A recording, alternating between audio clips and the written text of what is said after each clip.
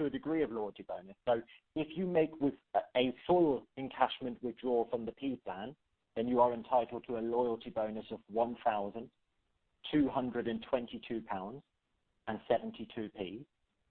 If you transfer, however, into a different policy... Will that S plan now transfer to a pension that's been active since, when was it, 1992?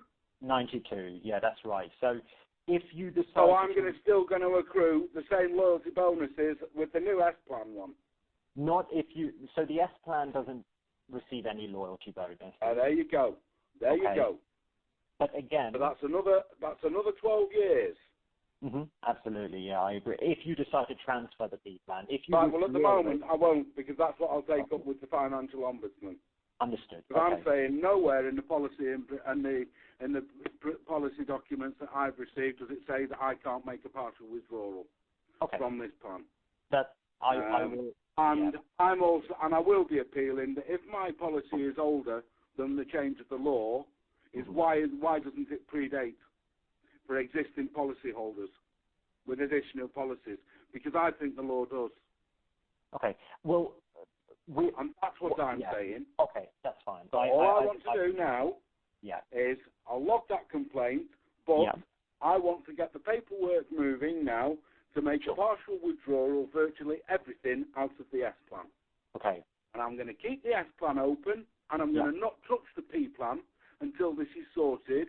And when this is sorted, if the law tells me that I can't, and that's the law of the land, then I'll transfer into the S plan. Okay. And then I'll make a partial withdrawal again. Okay. We'll get this rolling then, the withdrawal. Okay.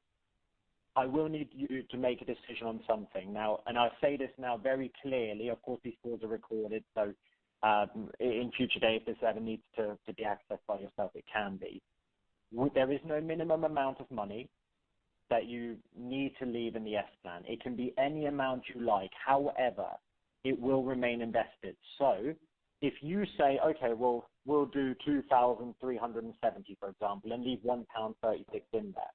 If the value of the fund then drops to zero because of charges, annual charges, and investment performance, the plan will automatically close.